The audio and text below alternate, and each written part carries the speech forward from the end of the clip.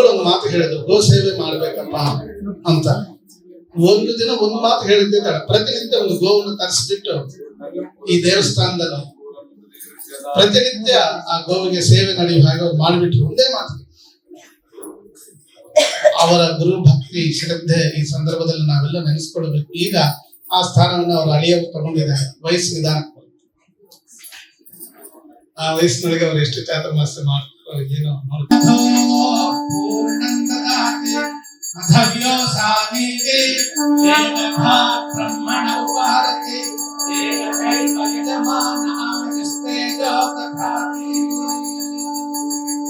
ಶ್ರೀ ಸಮಸ್ತ ಗುರು ಪರಂಪರಾ ದೇವತಾಭ್ಯೋ ನಮಃ.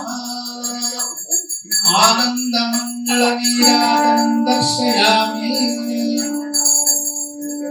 ಮಂಗಳ ನೀರಾಜನಾನಂತರಂ ಶುದ್ಧ ಆಚಮನೀಯಂ ಸಮರ್ಪಯಾಮಿ.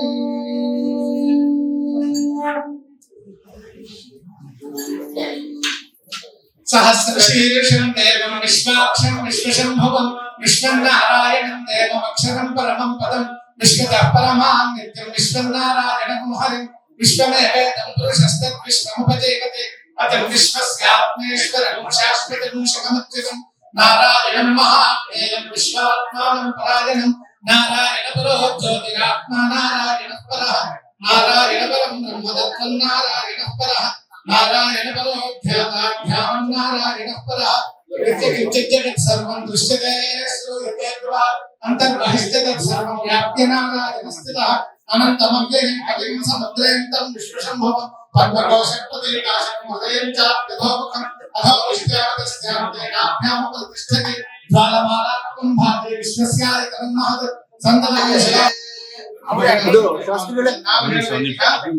ಎಲ್ಲರೂ ಹೇಳಿಕೊಡ್ತೀನಿ, ಎಲ್ಲರೂ ಹೇಳಿ.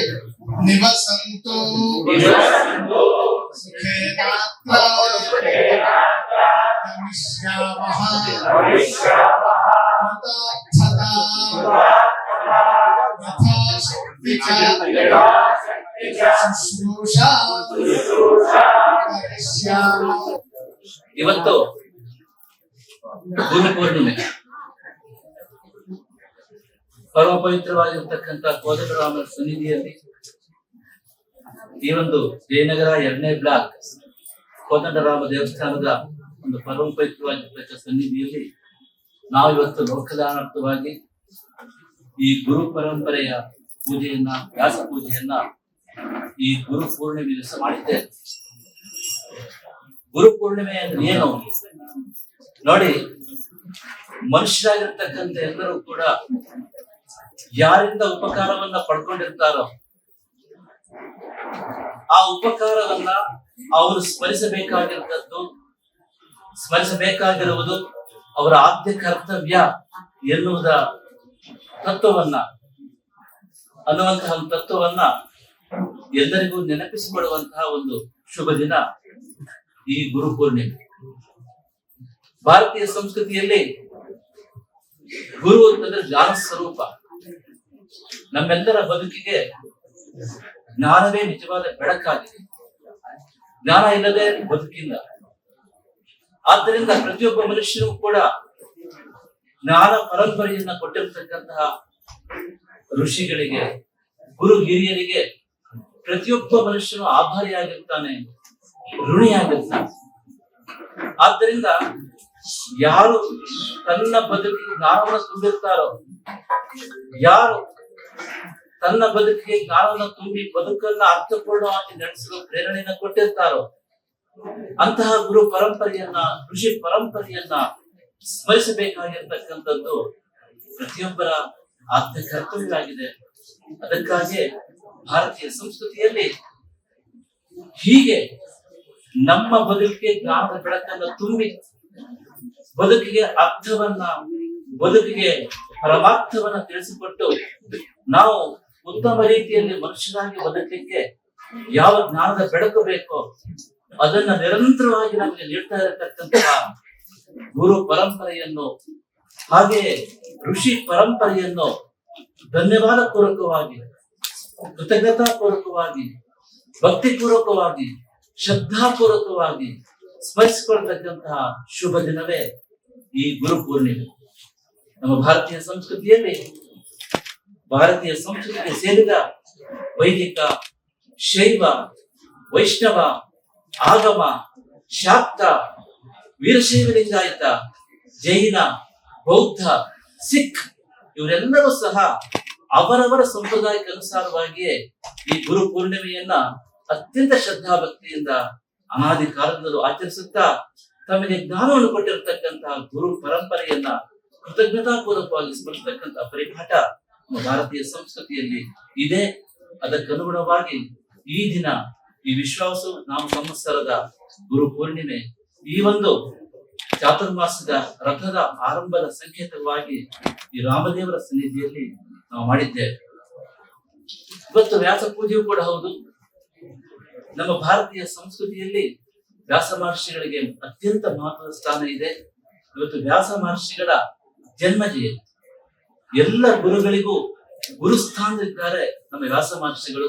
ಆದ್ರಿಂದ ಗುರು ಪೂರ್ಣಿಮೆಯ ಈ ಶುಭ ಸಂದರ್ಭದಲ್ಲಿ ನಾವು ವ್ಯಾಸ ಪೂಜೆಯನ್ನು ವಿಶೇಷವಾಗಿ ಮಾಡ್ತೇವೆ. ಈ ಒಂದು ಶುಭ ಕಾರ್ಯದಲ್ಲಿ ಇವತ್ತು ತಾವೆಲ್ಲರೂ ಕೂಡ ಭಾಗವಹಿಸಿದ್ದೀರಿ. ನಮ್ಮ ದಿವ್ಯಕ್ಷೇತ್ರ ಹರಿಹರಪುರದಲ್ಲಿ ಜಗದ್ಗುರು ಆದಿಶಂಕರಾಚಾರ್ಯರು ಶಾರದಾ ಪರಮೇಶ್ವರಿ ದೇವಿಯನ್ನು ಪ್ರತಿಷ್ಠಾಪಿಸಿ ಪೀಠ ಪರಂಪರೆಯನ್ನ ಶ್ರೀಕೃಷ್ಣ ಯೋಗೀಂದ್ರರಿಗೆ ಮಂತ್ರ ದೀಕ್ಷೆಯನ್ನ ಕೊಟ್ಟು ಪ್ರಥಮ ಪೀಠಾಧಿಪತಿಗಾಗಿ ನಿಯುಕ್ತಿ ಮಾಡಿ ಪೀಠ ಪರಂಪರೆಯನ್ನು ಆರಂಭ ಮಾಡಿದ್ದಾರೆ. ಅಂದಿನಿಂದ ಈ ಒಂದು ವ್ಯಾಸ ಪೂಜೆ, ಈ ಒಂದು ಗುರು ಪರಂಪರೆಯ ಪೂಜೆ ನಿರಂತರವಾಗಿ ಪರಂಪರೆಯನ್ನು ನಡೆಸಿಕೊಂಡು ಬರ್ತಾ ಇದೆ. ಅದರ ನಿಮಿತ್ತವಾಗಿ ಈ ವರ್ಷದ ಈ ಒಂದು ಗುರು ಪರಂಪರೆ ಪೂಜೆ ಇವತ್ತು ಸಾಂಗವಾಗಿ ಸಂಪನ್ನಗೊಳ್ತಾ ಇದೆ. ಈ ವರ್ಷದ ಈ ಗುರು ಪರಂಪರೆಯ ಶುಭ ಸಂದರ್ಭದಲ್ಲಿ ಈ ಒಂದು ಗುರು ಪರಂಪರಾ ದೇವತೆಗಳ ಅನುಗ್ರಹದಿಂದ ಜಗತ್ತಿಗೆ ಮಂಗಳವಾಗಲಿ. ಜಗತ್ತಿನಲ್ಲಿ ಆ ಪ್ರಾಪಂಚಿಕ ವಿಷಯಗಳಿಗೆ ಮನಸೋತು ಜಗತ್ತಿನ ಸುಖ ಶಾಂತಿ ಸಮೃದ್ಧಿಯನ್ನ ಕಾಪಾಡಿಕೊಳ್ಳಿಕ್ಕೆ ಕಷ್ಟಪಡ್ತಾ ಇರತಕ್ಕಂಥ ಎಲ್ಲರಿಗೂ ಕೂಡ ಅಂತರಂಗವನ್ನು ಶುದ್ಧ ಮಾಡ್ತಕ್ಕಂಥ ಜ್ಞಾನ ಪ್ರಾಪ್ತವಾಗಲಿ. ತನ್ಮೂಲಕ ಪ್ರಪಂಚದ ಶಾಂತಿ, ಜಾಗತಿಕ ಸಾಮರಸ್ಯ, ವಿಶ್ವ ಭ್ರಾತೃತ್ವದ ಬೆಳಕನ್ನ ಬೆಳಗತಕ್ಕಂತಹ ಜ್ಞಾನ ಪ್ರತಿಯೊಬ್ಬ ಮನುಷ್ಯನಿಗೂ ಸಿಗಲಿ. ಲೋಕಕ್ಕೆ ಮಂಗಳವಾಗಲಿ, ಎಲ್ಲರಿಗೂ ಶುಭವಾಗಲಿ. ನಮ್ಮ ದೇಶ, ನಮ್ಮ ನಾಡು, ನಮ್ಮ ಸಂಸ್ಕೃತಿಗೆ ಈ ಗುರು ಪೂರ್ಣಿಮೆ ಶುಭವನ್ನು ಉಂಟು ಮಾಡಲಿ ಅಂತ ಈ ಶುಭ ಸಂದರ್ಭದಲ್ಲಿ ಎಲ್ಲರಿಗೂ ಕೂಡ ಹೃತ್ಪೂರ್ವಕವಾಗಿ ಆಶೀರ್ವಾದ ತಿಳಿಸ್ತಾ ಇದ್ದೇವೆ. ಎಲ್ಲರಿಗೂ ಮಂಗಳವಾಗಲಿ. ಸಂತರು ಭಾರತೀಯ ಸಂಸ್ಕೃತಿಯನ್ನು ಪ್ರತಿನಿಧಿಸುವ ಪೂಜ್ಯ ಸಂತರು ಈ ಒಂದು ಭಾರತೀಯ ಸಂತ ಮಹಾಪರಿಷತ್ತಿನ ಉದ್ಘಾಟನಾ ಸಮಾರಂಭದಲ್ಲಿ ಸೇರಿದ್ರು. ಅವರೆಲ್ಲರೂ ಸೇರಿ ಮುಂದೆ ಏನ್ ಮಾಡಬೇಕು ಅಂತ ಮುಂದಿನ ದಿನಗಳಲ್ಲಿ ತಿಳಿಸ್ತಾರೆ. ಓಂ ನಮಃ ಶಿವಾಯ. ನೋಡಿ, ಚಾತುರ್ಮಾಸ್ಯ ಸಂದರ್ಭದಲ್ಲಿ ನಾವು ಮೊದಲೇ ಹೇಳಿದ್ವಿ, ಚಾತುರ್ಮಾಸ್ಯ ಎನ್ನುವುದು ಕೇವಲ ಸನ್ಯಾಸಿಗಳಿಗೆ, ಪೀಠಾಧಿಪತಿಗಳಿಗೆ, ಗುರುಗಳಿಗೆ ಮಾತ್ರ ಸೀಮಿತವಾಗಿರ್ತಕ್ಕಂಥ ರಥ ಅಲ್ಲ. ಅಂತರಂಗದ ಶುದ್ಧಿ ಮಾಡಿಕೊಳ್ಳಿಕ್ಕೆ ಪ್ರತಿಯೊಬ್ಬ ಮನುಷ್ಯರಿಗೆ ಸಕಾಲ. ಆದ್ರಿಂದ ನಿಮ್ಮ ನಿಮ್ಮ ಚೌಕಟ್ಟಿನ ಒಳಗೆ, ನಿಮ್ಮ ಒಂದು ಇತಿಮಿತಿಯೊಳಗೆ ಪ್ರತಿಯೊಬ್ಬರು ಅಂತರಂಗದ ಶುದ್ಧಿಗೆ ಪೂರಕವಾಗಿರ್ತಕ್ಕಂತಹ ಆಧ್ಯಾತ್ಮಿಕ ಸಾಧನೆಯನ್ನು ಮಾಡಬೇಕು. ಜಪ ಇರಬಹುದು, ಪೂಜೆ ಪುರಸ್ಕಾರಗಳಿರಬಹುದು, ರಥಗಳಿರಬಹುದು, ಅಥವಾ ಶ್ರವಣ ಇರಬಹುದು, ಅಥವಾ ಪಾರಾಯಣ ಇರಬಹುದು. ನಿಮ್ಗೆ ಯಾವ್ದಾಗುತ್ತೋ ಅದನ್ನ ಈ ಸಂದರ್ಭದಲ್ಲಿ ವಿಶೇಷವಾಗಿ ಮಾಡಿದಾಗ ಅಂತರಂಗ ಶುದ್ಧಿ ಆಗುತ್ತೆ. ಅಂತರಂಗ ಶುದ್ಧಿ ಆದಾಗ ಮನುಷ್ಯನಿಗೆ ಮನಸ್ಸು ಶುದ್ಧಿ ಆಗುತ್ತೆ. ಮನಸ್ಸು ಶುದ್ಧಿ ಆದಾಗ ಮನುಷ್ಯನಿಗೆ ಎಲ್ಲವೂ ಕೂಡಿ ಬರ್ತದೆ. ಮನೆಯಲ್ಲಿ ಆರೋಗ್ಯ ಇರ್ತದೆ, ಮನೆ ಮಂದಿಗೆ ಆರೋಗ್ಯ ಸಿಗುತ್ತೆ, ಮನೆ ಮಂದಿಯಲ್ಲಿ ಒಳ್ಳೆ ರೀತಿಯ ಸಂಬಂಧಗಳು ಬೆಳೀತದೆ. ಮಕ್ಕಳು ನಮ್ಮ ಮಾತನ್ನ ಕೇಳ್ತಾರೆ, ಮಕ್ಕಳಿಗೆ ಒಳ್ಳೆ ವಿದ್ಯೆ ಬರ್ತದೆ. ಹೀಗೆ ನಾವು ಮನೆಯಲ್ಲಿ ಆರೋಗ್ಯವನ್ನ ಕಾಪಾಡಿಕೊಳ್ಬೇಕಾದ್ರೆ ಮನುಶುದ್ಧವಾಗಿರಬೇಕು. ಮನೆಯಲ್ಲಿ ಸಂಬಂಧಗಳು ಚೆನ್ನಾಗಿರಬೇಕಾದ್ರೆ ಮನುಶುದ್ಧವಾಗಿರಬೇಕು. ಮನೆಯಲ್ಲಿ ನಮಗೆ ಯಾವ ಕೆಟ್ಟ ಅಭ್ಯಾಸಗಳು ಇರಬಾರದು ಅಂತಾರೆ ಮನುಶುದ್ಧಿಯಾಗಿರಬೇಕು. ಕೋಪ ಬರಬಾರದು ಅಂದ್ರೆ ಮನುಶುದ್ಧಿಯಾಗಿರಬೇಕು. ಸಮಾಜದಲ್ಲಿ ನಮ್ಗೆ ಕೆಟ್ಟ ಅಭ್ಯಾಸಕ್ಕೆ ಬಲಿಯಾಗಬಾರದು, ಮನುಶುದ್ಧಿಯಾಗಿರಬೇಕು. ಮನುಷ್ಯ ಮಾನವತ್ವವನ್ನು ಮೈಗೂಡಿಸಿಕೊಂಡು ಸಮಾಜದಲ್ಲಿ ಚೆನ್ನಾಗಿ ಬದುಕಬೇಕು, ಮನುಶುದ್ಧಿ ಇರಬೇಕು. ಎಲ್ಲ ಮನುಶುದ್ಧಿ ಆಗಬೇಕು ಅಂತಾದ್ರೆ ನಾವು ಅಂತರಂಗದಲ್ಲಿ ಸಾಧನೆ ಮಾಡಬೇಕು. ಅಂತರಂಗ ಸಾಧನೆಗಾಗಿ ಈ ಚಾತುರ್ಮಾಸ ಎಲ್ಲರಿಗೂ ಕೂಡ ಸಕಾಲವಾಗಿದೆ. ಆದ್ರಿಂದ ನಮ್ಮ ಇತಿಮಿತಿಗೆ ಅನುಸಾರವಾಗಿ ನಮ್ಮ ಚೌಕಟ್ಟಿನ ಒಳಗೆ ನಾವು ಯಾವ ರೀತಿ ನಮ್ಮ ಮನಸ್ಸನ್ನು ಶುದ್ಧ ಮಾಡ್ಕೊಳ್ಳಿಕ್ಕೆ ಸಾಧ್ಯವಾಗುತ್ತೋ ಅದರಲ್ಲಿ ನಾವು ಪ್ರಯತ್ನ ಪೂರ್ವಕವಾಗಿ ಈ ಚಾತುರ್ಮಾಸದ ಅವಧಿಯಲ್ಲಿ ಎಲ್ಲರೂ ಕೂಡ ತಮ್ಮನ್ನು ತಾವು ತೊಡಗಿಸಿಕೊಳ್ಳಬೇಕು. ಭಾರತೀಯ ಸಂತ ಮಹಾಪರಿಷತ್ತು ಯಾವ ಮಠದ ಪರಿಷತ್ತು ಅಲ್ಲ, ಇದ್ದೇವೆ. ಇದು ಎಲ್ಲರೂ ಸೇರಿ ಸುಮಾರು 30 ಆಂತರಿಕ ಮೀಟಿಂಗ್ ಮಾಡಿ 31ನೇ ಮೀಟಿಂಗ್ ಮಾಡಿರ್ತಕ್ಕಂಥದ್ದು. ಈ ಭಾರತೀಯ ಸಂತ ಮಹಾಪರಿಷತ್ತು ವಿಶೇಷವಾಗಿ ನಮ್ಮ ನಿಶಾಂತ್ ಅವ್ರ ಮುಂದಕ್ಕೆ ಬನ್ನಿ. ಭಾರತ ಸಂತ ಮಹಾಪರಿಷತ್ತಲ್ಲಿ ವಿಶೇಷವಾಗಿ ಎಲ್ಲರೂ ಗಮನಿಸಿಕೊಂಡಿದ್ದಾರೆ.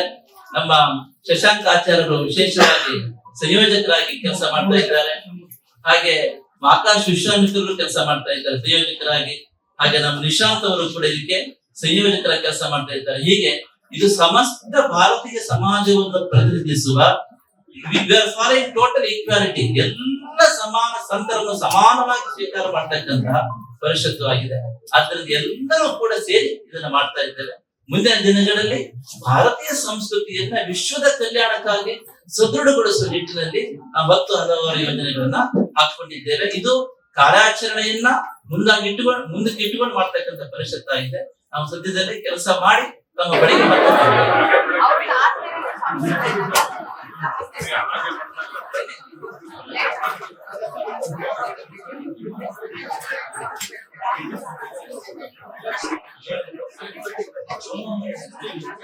ನಾಗರಾಜ್ ಶೆಟ್ಟಿ ಅಂತೇಳಿ ಇಲ್ಲಿರುವ ಕೋದಂಡರಾಮಸ್ವಾಮಿ ದೇವಸ್ಥಾನದ ಸೆಕ್ರೆಟರಿ ಆಗಿದ್ದೇನೆ. ಹಾಗೂ ಪಕ್ಕದಲ್ಲೇ ನಮ್ದು ದೇಶದಲ್ಲೇ 3ನೇ ಸ್ಥಾನದಲ್ಲಿರುವಂತಹ ಒಂದು ಉತ್ತಮವಾದ ಗುಣಮಟ್ಟದ ಶಾಲೆ ಇದೆ, ಶ್ರೀರಾಮ ವಿದ್ಯಾಲಯ ಅಂತ. ಈ ಸಲ ಶ್ರೀಮಠ ಹರಿಹರಪುರದ ಪೀಠಾಧಿಪತಿಗಳಾದ ಶ್ರೀ ಶ್ರೀ ಸಚ್ಚಿದಾನಂದ ಸರಸ್ವತಿಗಳ ಸ್ವಯಂ ಪ್ರಕಾಶ ಸಚ್ಚಿದಾನಂದ ಸರಸ್ವತಿಗಳ 25ನೇ ಚಾತುರ್ಮಾಸ ವೃತಾಚರಣೆ ನಮ್ಮ ಕೋದಂಡರಾಮಸ್ವಾಮಿ ಸಾನ್ನಿಧ್ಯದಲ್ಲಿ ನಡೆಸಲು ಅವರು ಒಪ್ಪಿರುತ್ತಾರೆ. ಅದು ನಮ್ದು ಒಂದು ಒಳ್ಳೆ ಭಾಗ್ಯ, ದೊಡ್ಡ ಭಾಗ್ಯನೇ. ಮೊನ್ನೆ ಜೂನ್ 16ರಂದು ಗುರುಗಳು ತಮ್ಮ ಹೆಸರು ಹೇಳ್ಕೊಳ್ಳದಲ್ಲೇ ಇದ್ರು ಈ ಇಡೀ ವಿಶ್ವದಾದ್ಯಂತ ಸಮಾನ ಮನಸ್ಕ ಎಲ್ಲಾ ಸಂತ ಪೀಠಾಧಿಪತಿಗಳು ಮತ್ತೆ ಮಠಾಧಿಪತಿಗಳು, ಬೌದ್ಧರು, ಸಿಖ್ಖರು ಎಲ್ಲಾರು ಒಂದೇ ವೇದಿಕೆ ಮೇಲೆ ಸೇರಿಸಿ ಭಾರತೀಯ ಸಂತ ಮಹಾಪರಿಷತ್ ಅಂತ ಒಂದು ಒಕ್ಕೂಟಕ್ಕೆ ಚಾಲನೆ ಕೊಟ್ಟಿದ್ದಾರೆ.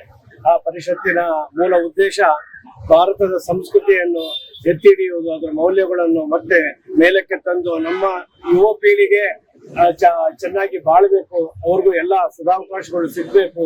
ಇಡೀ ಪ್ರಪಂಚದಲ್ಲಿ ಎಲ್ಲೂ ಶಾಂತಿ ಇಲ್ಲ, ಎಲ್ಲಾ ಕಡೆ ಅಹಂಕಾರ ಹೆಚ್ಚಿದೆ. ಅಂತ ಸಂದರ್ಭದಲ್ಲಿ ಪವಿತ್ರ ಭೂಮಿಯಾದ ನಮ್ಮ ಭಾರತ ದೇಶಕ್ಕೆ ಒಂದು ಒಳ್ಳೆಯ ರೂಪವನ್ನು ಕೊಡಬೇಕು, ನಮ್ಮ ಭಾರತೀಯ ಸಂಸ್ಕೃತಿಯ ಮೌಲ್ಯಗಳನ್ನು ಎತ್ತಿ ಹಿಡಿಬೇಕು ಅಂತೇಳಿ ಎಲ್ಲಾ ಸಂತ ಸಮಾನ ಮನಸ್ಕ ಸಂತರು ಸೇರ್ಕೊಂಡು ಈ ಒಕ್ಕೂಟವನ್ನು ಲೋಕಾರ್ಪಣೆ ಮಾಡಿದ್ದಾರೆ. ಇನ್ನು ಮುಂದಿನ ದಿನಗಳಲ್ಲಿ ಅವರು ತುಂಬಾ ದೊಡ್ಡ ಕಾರ್ಯಕ್ರಮಗಳನ್ನು ನಂಬಿಕೊಂಡಿದ್ದಾರೆ. ಹಾಗೂ ಈ ಚಾತುರ್ಮಾಸ ವ್ರತ ಅವರ ಗುರುಗಳ 25ನೇ ಚಾತುರ್ಮಾಸ ವ್ರತ ಇಲ್ಲಿ ಪ್ರತಿದಿನ ನಿರಂತರವಾಗಿ ಗುರೂಜಿ ಅವರಿಂದ ನವಾವರಣ ಶ್ರೀಚಕ್ರ ಪೂಜೆ ಇರುತ್ತೆ. ನವಾವರಣ ಶ್ರೀಚಕ್ರ ಪೂಜೆ ಅದು ನೋಡ್ಲಿಕ್ಕೆ ಬಹಳ ಆನಂದಮಯ. ಅದು ಅಂತ ಕೂದಲೆಲ್ಲ ನಿಂತ್ಕೊಳ್ಳುತ್ತೆ ಅಂತ ಪೂಜೆ ಗುರುಗಳಿಂದ ಪ್ರತಿನಿತ್ಯ ಬೆಳಿಗ್ಗೆ ಆ ಪೂಜೆ ಇರುತ್ತೆ. ಮತ್ತೆ ಸಾಯಂಕಾಲ ಅವರಿಂದ ಆಶೀರ್ವಚನ ಇರುತ್ತೆ. ಆಶೀರ್ವಚನ ಆದ್ಮೇಲೆ ಗುರುಗಳ ದರ್ಶನ ಇರುತ್ತೆ. ಇದೆಲ್ಲ ಪ್ರತಿದಿನ ನಾವು ಪ್ರಸಾದ ವ್ಯವಸ್ಥೆಯನ್ನು ಕೂಡ ಏರ್ಪಡಿಸಿದ್ದೇವೆ ಎಲ್ಲ ಭಕ್ತಾದಿಗಳಿಗೂ. ಇದು ನಿರಂತರವಾಗಿ 60 ದಿನಗಳ ಕಾಲ, ಅಂದ್ರೆ ಇವತ್ತಿನಿಂದ ಶುರುವಾಗಿದ್ದು ಸೆಪ್ಟೆಂಬರ್ 7ರವರೆಗೆ ನಿರಂತರವಾಗಿ ನಡೆಯಲಿದೆ. ಇದರ ಮಧ್ಯೆ ಗಣಪತಿ ಉತ್ಸವ ಬರುತ್ತೆ, ಕೃಷ್ಣ ಜನ್ಮಾಷ್ಟಮಿ ಬರುತ್ತೆ. ಕೃಷ್ಣ ಜನ್ಮಾಷ್ಟಮಿ ಎಂದು ನಾವು ಈ ಸಲ ನೊಣವಿನ ಕೆರೆಯಿಂದ ಆನೆಯನ್ನು ತರಿಸಿ ಆನೆಯ ಮೇಲೆ ಪಲ್ಲಕ್ಕಿ ಉತ್ಸವ ಕೂಡ ಏರ್ಪಡಿಸಿದ್ದೇವೆ.